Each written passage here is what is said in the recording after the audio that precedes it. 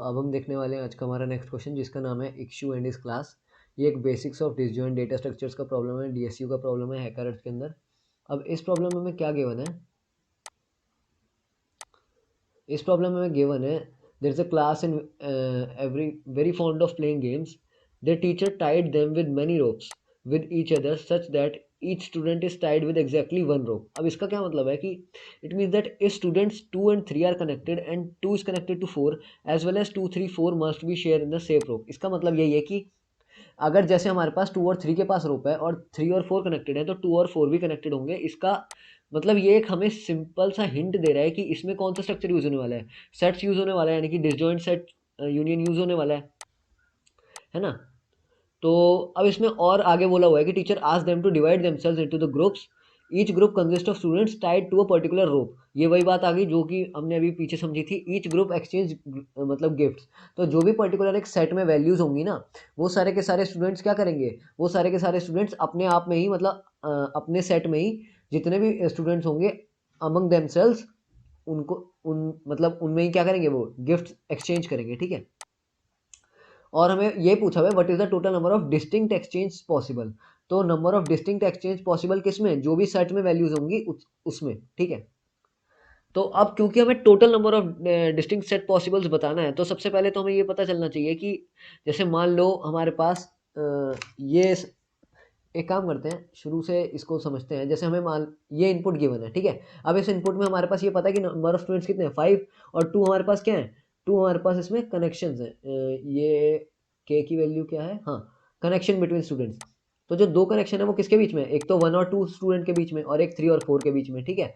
तो अगर ऐसी कनेक्शंस हैं, तो अब उसने बोला बताओ हमें कि टोटल नंबर ऑफ डिस्टिंक्ट जो हमारे पास कनेक्शंस हैं वो कितने हैं।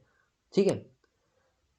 हमें बताना है total number of distinct exchange possible. ठीक है। तो डिस्टिंक्ट एक्सचेंज पॉसिबल कितने हो सकते हैं, डिस्टिंक्ट एक्सचेंज पॉसिबल तो उतने ही हो सकते हैं ना जितने हमारे पास जो सेट्स की वैल्यूज होंगी। ठीक है। मैं मतलब क्या बता रहा हूँ, हर एक सेट के लिए डिस्टिंक्ट एक्सचेंज पॉसिबल फाइंड करने हैं, डिस्टिंक्ट एक्सचेंज पॉसिबल गिफ्ट्स। क्यों, क्योंकि इसमें एक चीज यहाँ और बोली है कि each group exchange gifts among themselves. मतलब जो स्टूडेंट है ना, उसके पास पहले भी एक गिफ्ट था और बाद में भी एक गिफ्ट है, तो सबने एक्सचेंज इक्वली किया है। और उसमें एक नोट और है, it is also possible that student has same gift after exchanging. तो ये भी हो सकता है कि वो मतलब सेम ही गिफ्ट मिल जाए उसे पूरा एक्सचेंज होने के बाद। तो इसमें क्या करना है कि जैसे हमें मान लो ये 1 और 2 गिवन है, ठीक है, 1 और 2 के पास मतलब एक सेट में है और 3 और 4 एक सेट में है ना। तो हमें ये पता है कि 1 और 2 अपने में जो है वो शेयर करेंगे अपने गिफ्ट्स, है ना, एक्सचेंज करेंगे, और 3 और 4 एक्सचेंज करेंगे। लेकिन यहाँ पे टोटल स्टूडेंट्स कितने थे, 5। तो ये कितने हैं, ये तो 4 ही हुए ना। तो जीरो, क्योंकि जीरो बेस्ड इंडेक्सिंग है, तो हम क्या करेंगे, जीरो वाला जो हमारे पास जीरो वाला स्टूडेंट होगा वो क्या है, यहाँ पे गिवन है जीरो इज अलोन, तो वो तो कोई एक्सचेंज कर नहीं सकता, क्योंकि हमें पता है कि जो ग्रुप्स होंगे वही अपने आप में एक्सचेंज कर रहे हैं। तो जीरो तो अलोन है, यहाँ पे कुछ नहीं हो सकता। तो 1 और 2 ने एक्सचेंज किया और 3 और 4 ने एक्सचेंज किया। तो यहाँ पे या तो 1 2 के साथ कर सकता है या 2 1 के साथ कर सकता है। तो यहाँ दो वेज यहाँ पॉसिबल है, यहाँ दो वेज पॉसिबल है ना। और फिर इन दोनों का जो मल्टीप्लीकेशन होगा वही क्या होगा हमारा, वही हमारे पास टोटल नंबर ऑफ एक्सचेंजेस आएंगे, है ना।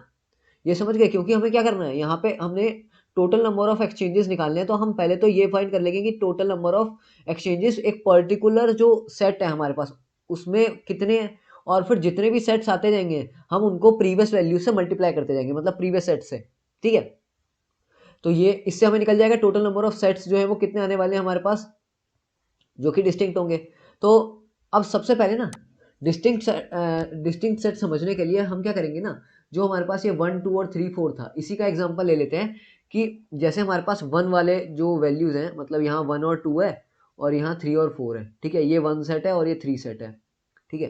तो अब अगर उसने हमें बोला कि डिस्टिंक्ट सेट्स बताओ, तो डिस्टिंक्ट सेट्स का मतलब क्या होता है कि जैसे मान लो आपके पास कई सारे मतलब स्टूडेंट्स हैं और उसमें आपको डिस्टिंक्ट गिफ्ट जो है वो एक्सचेंज करने हैं। तो इसका क्या तरीका होता है कि जो पहला वैल्यू है, जो पहला मतलब स्टूडेंट है वो एन तक कर सकता है ना।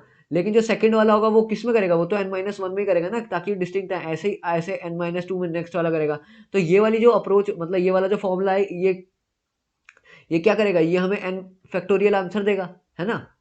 यही तो होगा ना ऐसे करके, क्योंकि हर एक के पास क्या है, डिस्टिंक्ट के लिए तो नेक्स्ट वाले मतलब स्टूडेंट्स ही बच जाएंगे ना बस, जिससे कि वो मतलब जिससे कि उसके पास जो है वो बेसिकली डिस्टिंक्ट गिफ्ट्स ही हैं। मतलब क्वेश्चन के अकॉर्डिंग जो हमारे पास हर एक सेट के लिए जो जिससे हम फाइंड कर सकते हैं डिस्टिंक्ट गिफ्ट, एक्सचेंजेस वो कितने होंगे, n फैक्टोरियल होंगे। अब क्योंकि हमें टोटल बताना है तो हम हर एक के लिए जितने भी हमारे पास, ये n क्या है, ये हर एक सेट का जो साइज है ना, ये हर एक सेट का जो साइज है ये वो है, ठीक है।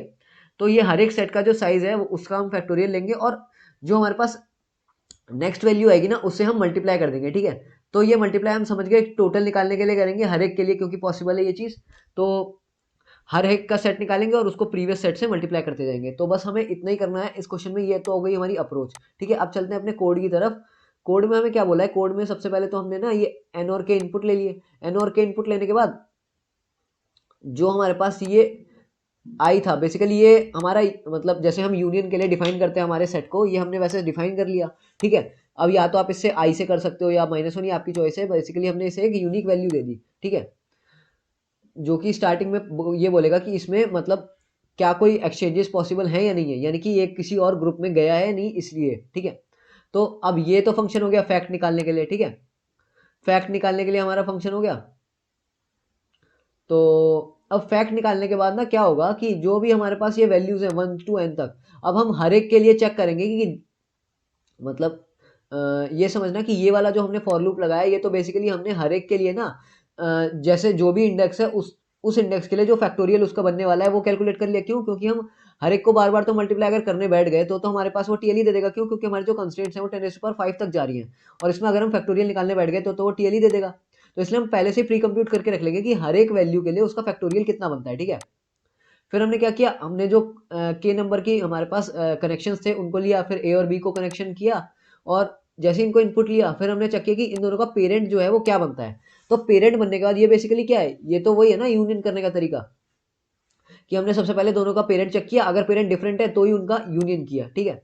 तो अब मर्ज फंक्शन देखते हैं कि मर्ज फंक्शन में सिंपली वही यूनियन करने का नॉर्मल अप्रोच होता है कि अगर जैसे हमारे पास पेरेंट जो ए है अगर वो बड़ा है तो दोनों को स्वैप कर दो।